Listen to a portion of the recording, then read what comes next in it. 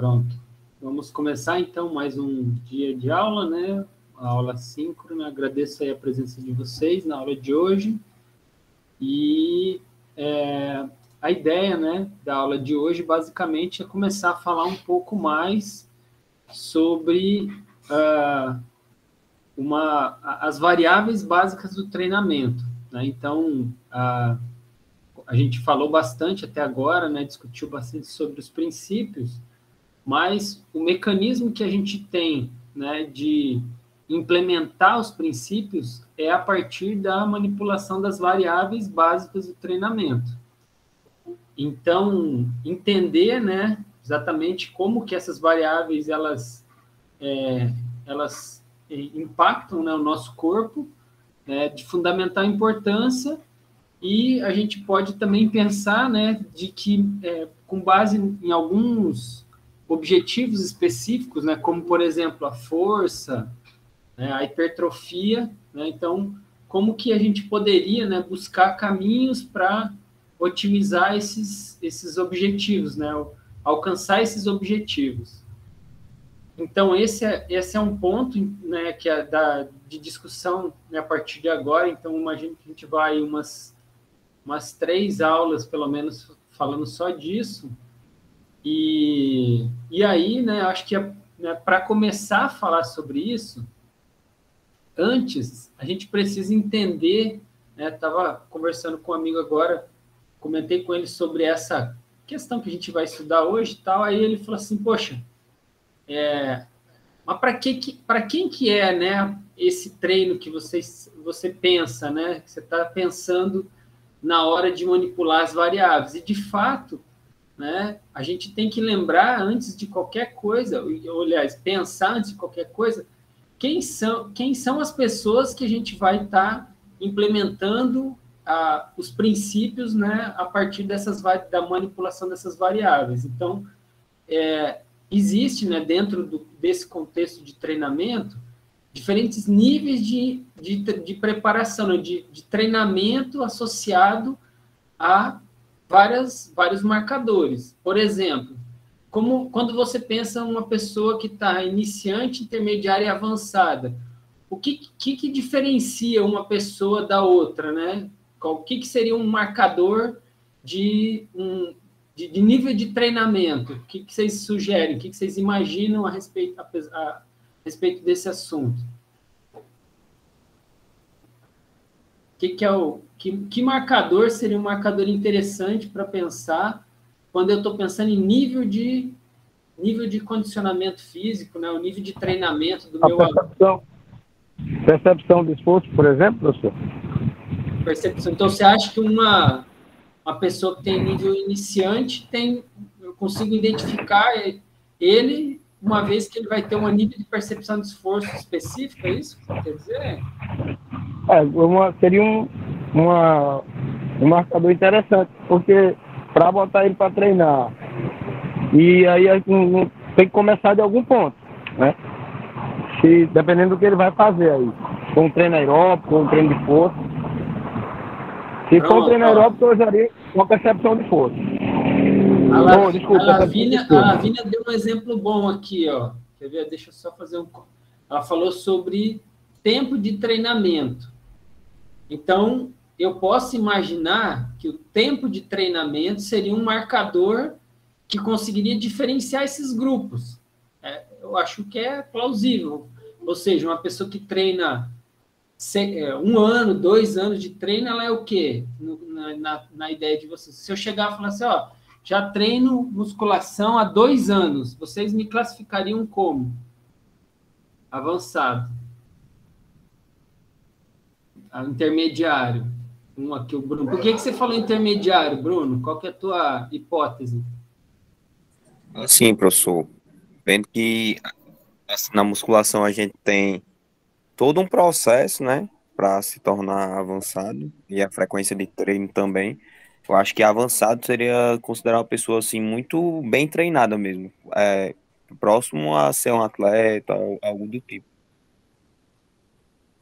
Interessante.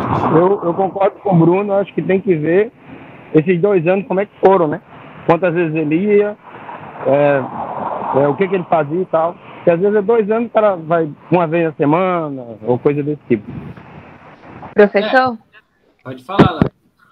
Assim, que eu lembre que eu... de algumas aulas, né? De uns tempos atrás aí. Assim, na teoria, era de... Tipo assim, até 6 meses seria iniciante, de 6 meses a 1 ano seria intermediário, e a partir de 1 ano seria avançado, mas tipo, a pessoa treinando direitinho, e na teoria, né? É isso ainda? A gente vai falar sobre isso. Estou deixando vocês falarem porque eu quero ter a noção, assim, ter uma referência de como vocês enxergam esse processo. Tá? E digo assim, já adianto que isso é muito importante para nós, porque lembra que a gente conversou sobre os princípios? De uma forma bem abrangente, geral, eu poderia dizer assim que a gente tenta obedecer e respeitar os princípios do treinamento para que eu consiga encaixar a dose, né, de estresse que eu vou provocar no corpo da outra pessoa e que esse estresse ele seja positivo, ele repercuta em desdobramentos bons, adequados e positivos para ele melhorar uma condição física, a condição física dele, né, do meu aluno. Então, eu entender em que ponto o meu aluno está, né, isso me adianta muita coisa. Quer dizer, eu já consigo adequar propostas de forma muito mais precisa para a condição do meu aluno. Veja, eu não conheço ele, mas com algumas perguntas eu consegui, então, caracterizar ele num grupo. Que grupo? Ele tem iniciante, intermediário, avançado. Opa, a partir disso, você consegue direcionar a sua atenção de forma muito mais específica. Então, eu ter isso como referência é muito importante e entender claramente qual é a diferença entre um grupo e outro. Por quê? É como vocês estão falando. Será que eu treinar 2 anos, né, simplesmente indo uma vez por semana na academia, será que isso caracterizaria um avançado? De repente, isso não é o suficiente, né? Não representa todas as informações possíveis. Aí a gente pode pensar, bom, mas que outra informação seria valiosa, né, para a gente caracterizar uma pessoa que está iniciando e diferenciar ela de uma pessoa que é intermediário, por exemplo? Então, eu preciso ter esse tipo de informação, porque a partir daí eu já consigo interpretar, né, previamente, né, uma margem de variação menor. Quer dizer, então, quando eu estou pensando uma pessoa, é muito amplo, né, o campo de possibilidade. Aí eu falo assim, iniciante. Opa, então eu já tenho que lançar de mão dos estudos, né, das informações que têm derivado para esse grupo específico. E aí a minha atuação ela precisa estar alinhada com esse foco, além de buscar ainda mais especificar essa prescrição, né, essa avaliação para o indivíduo que está ali, que pode ter uma necessidade ainda mais específica. Pode falar, Flécio.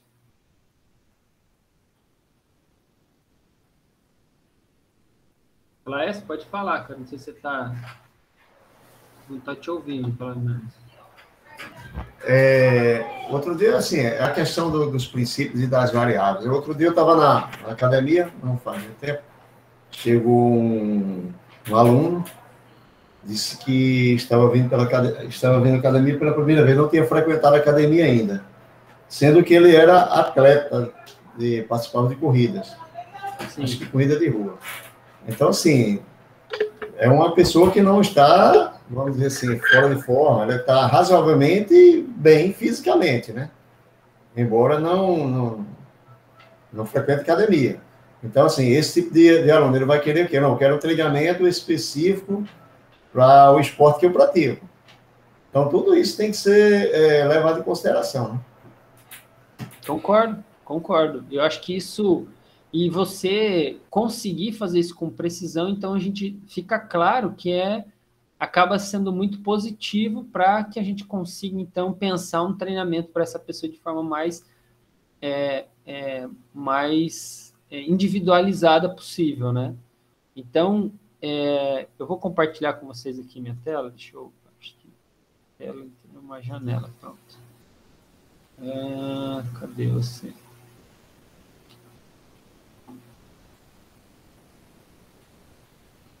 Aqui, pronto. Então, deixa eu botar no começo. Essa parte, né, a classificação ainda é muito, né, discutida, né, ainda não existe um consenso absoluto, assim, né, isso é uma coisa que, por mais óbvio que seja, ainda está em processo de definição, eu diria, e merece, inclusive, uma preocupação do próprio profissional em estar atento a outras questões que, às vezes, não estão contempladas aqui, mas já dá para ter um norte, tá? Então, nessa perspectiva. Tá? Então, quais seriam as possibilidades? Então, existe esse artigo aí, tá? Que é do Evaldo, ele propôs um método, né, de avaliação que tem suas limitações também, ao meu ver, não é uma coisa completamente final, mas já dá para, como eu falei para vocês, um norte para a gente pensar, tá? E também tem essa classificação, que é a classificação do American College, né? E que ela era até pouco tempo atrás, né? Era só isso que a gente tinha, tá? Então, e agora, né? Então, teve essa atualização com o artigo do Belmiro e tal, do Evaldo, então eles trouxeram outras possibilidades. Então, só para a gente pensar aqui, tá? Então, vou explicar para vocês essa tabela clássica, tá? Que ela considera, né, os diferentes níveis, né, o iniciante, o destreinado, o intermediário, né, que é moderadamente treinado em treinamento de força, e avançado, que é uma pessoa que é bem treinada, tá? Então, a diferença é que, né, no caso, nessa primeira classificação, tem a possibilidade ainda da pessoa não ter começado a treinar.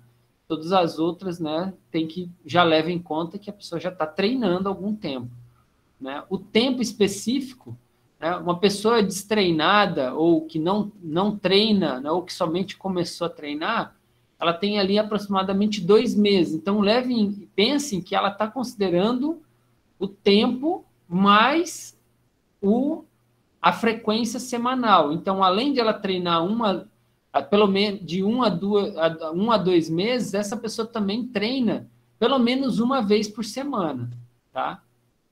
Uma vez por semana. E que ela tem um nível de estresse do treino, ou seja, a sessão de treino dela provoca um nível de estresse muito baixo ou nenhum, tá? Então, e a habilidade que essa pessoa tem a respeito das técnicas, ela ainda é mínimo, né? É baixo ou quase que inexistente. Então, quando você pensa uma pessoa que está iniciante, observem que é uma pessoa que tem quase que nenhum recurso ainda de experiência com treinamento de força. Aqui, veja que, apesar de eu estou falando do treinamento de força, não impede que essa pessoa tenha uma experiência como foi o Flaes comentou.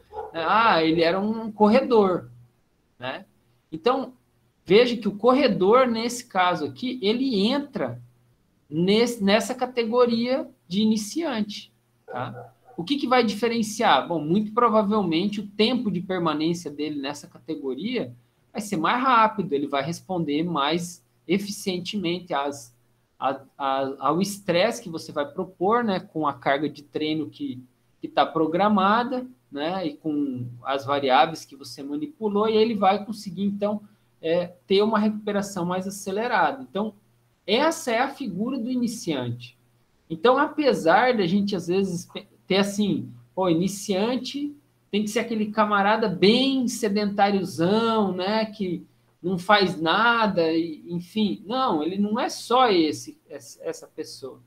Simplesmente porque a experiência com treinamento de força, ela é uma coisa muito específica, né? Tanto é que, por exemplo, se você treina em outra modalidade e você vai fazer treinamento de musculação, né, o nível, né, o impacto estressor que o treinamento pode vir a ter ali, ele é muito parecido com uma pessoa que também, né, obviamente, não é na mesma magnitude, mas ele também tem uma capacidade de provocar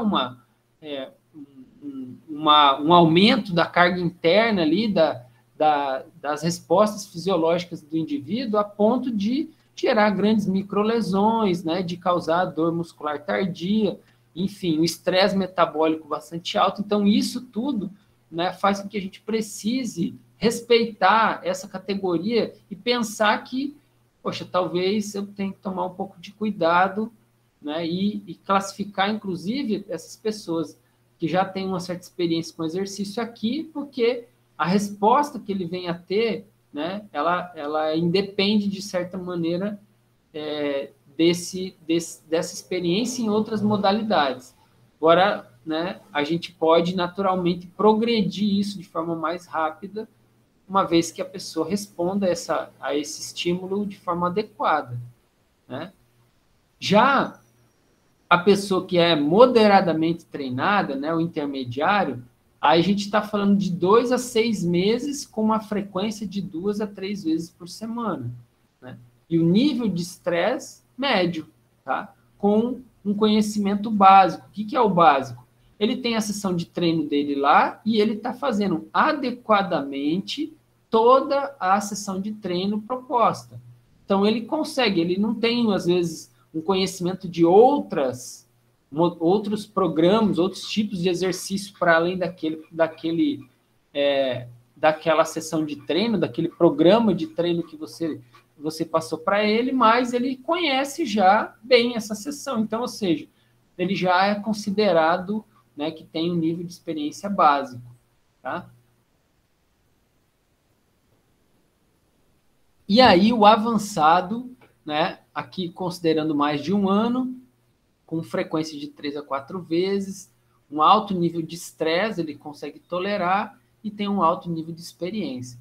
Então, essa aqui, gente, é uma orientação básica para que vocês caracterizem um aluno. Aí, vai lá eu, no trabalho, na avaliação, vou perguntar para você assim, ó, como é chegou um aluno, você precisa caracterizar o nível de treinamento do seu aluno, o nível de treinamento, o status de treinamento do seu aluno.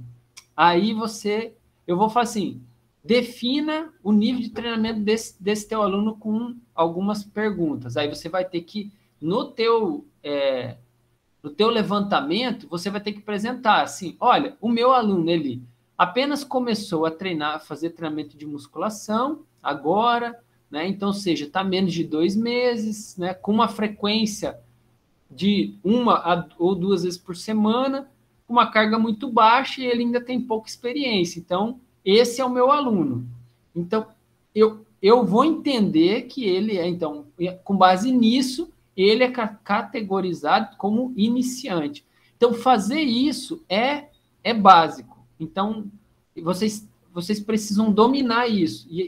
Nesse sentido, o trabalho de vocês sempre tem que começar classificando o nível de treinamento do seu aluno. Tá? E por que vocês têm que fazer isso? Porque é só assim que eu vou entender como é que você chegou à conclusão que um determinado programa de treinamento lá, ele é adequado para o teu aluno naquele momento. Tá? Então, é a única maneira, né? Vocês vão perceber que daqui para frente, né, a necessidade de justificar, né, explicar o programa de treinamento, ela é muito mais importante do que o próprio programa em si. Porque eu posso fazer qualquer coisa e de imaginar que ele é adequado. Agora, a única maneira da gente entrar num consenso é quando existe uma justificativa embasada, né, para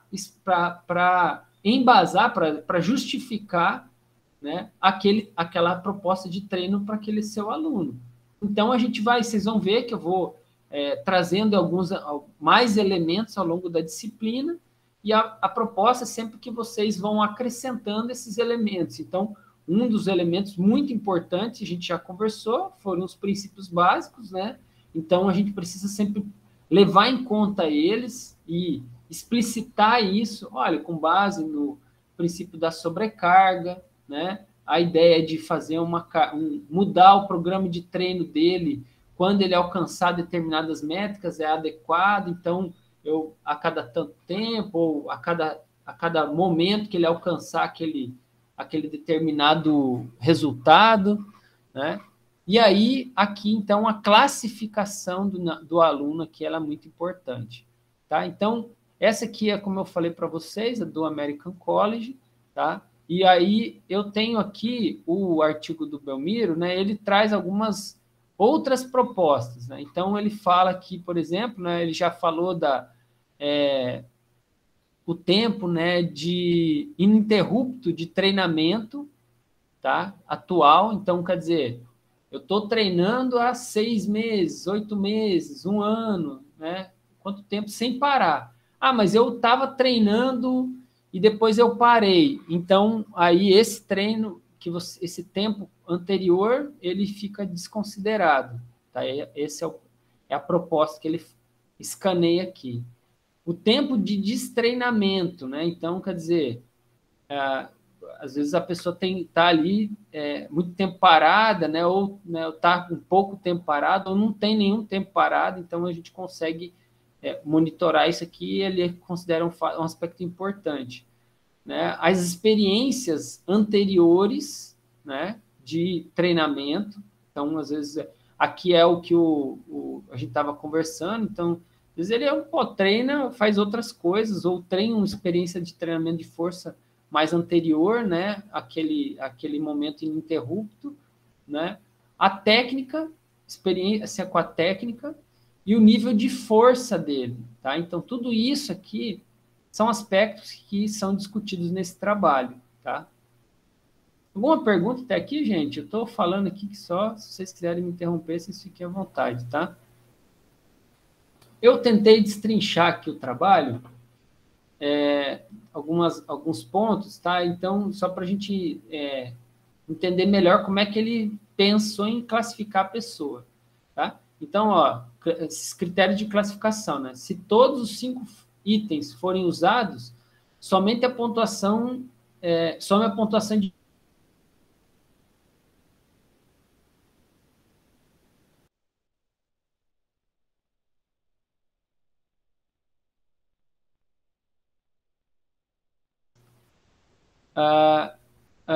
em algumas situações, o uso de qualquer um dos critérios pode não ser aplicável, por exemplo, quando não é possível realizar a técnica de teste de força.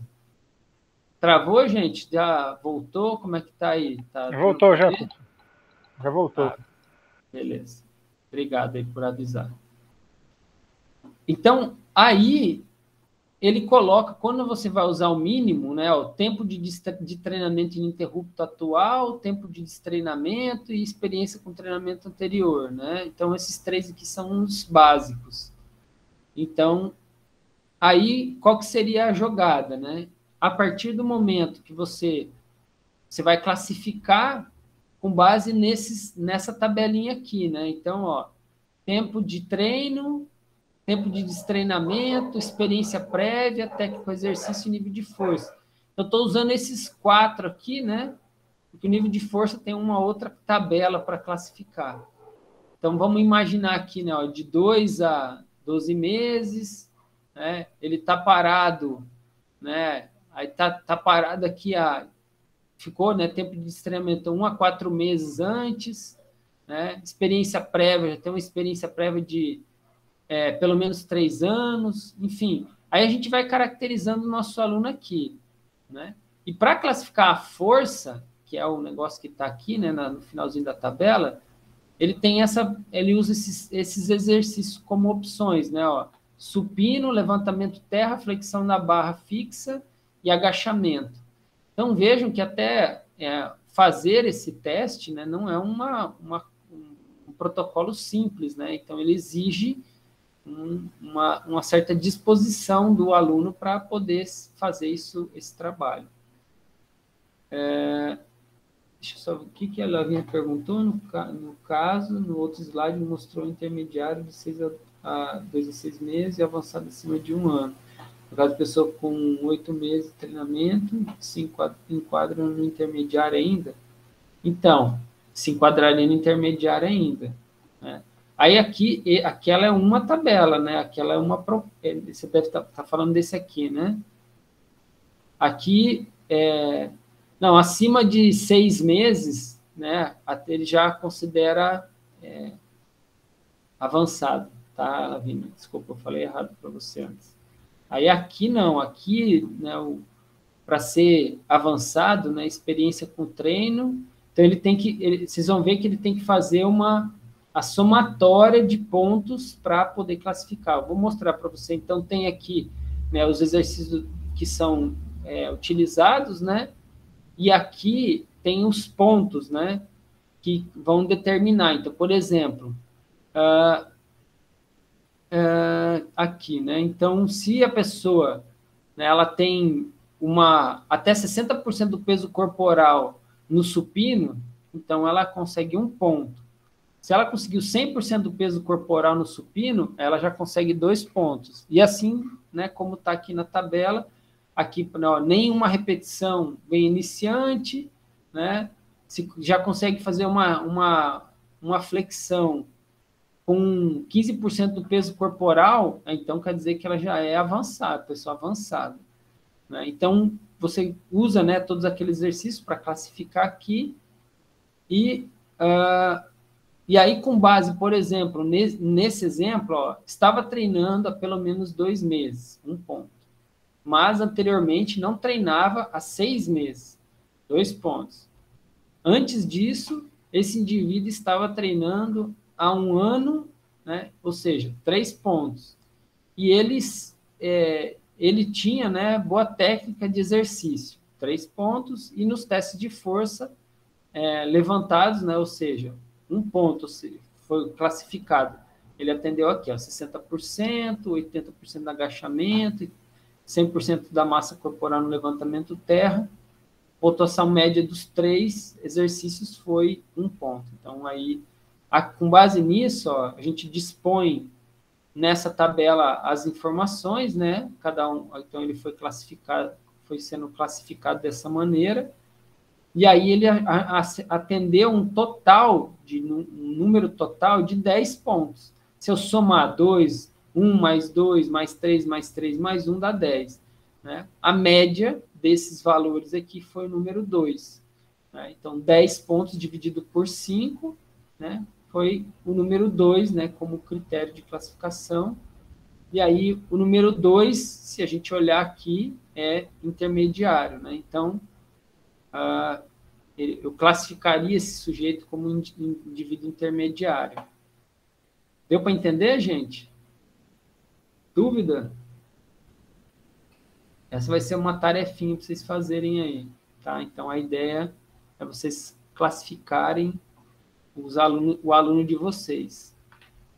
Então, assim, realmente, Lavínia, a gente pensa, tem pouca reflexão sobre isso, assim, principalmente quando a gente está pensando, né, e organizando a proposta de treino, e essa informação, ela é muito importante, Tá? Então, obviamente, né, aqui é uma versão bem completa, né, que eu mostrei, essa da tabela, do artigo, tá? Mas ela traz, né, para a gente uma reflexão importante, né, que justamente vai facilitar a minha capacidade de propor um treino para ela de acordo com a condição física, né? Então, e aí, conversando, né, com os professores, né, que estão lá na linha de frente, o coordenador de academia, né, e professores que estão sempre ministrando cursos, né, por aí, né, a pergunta sempre que eu faço assim, tá, no dia a dia, qual é o principal público que está lá nas academias? Qual vocês acham? O iniciante, intermediário, avançado ou altamente avançado? Coloquem aí no chat.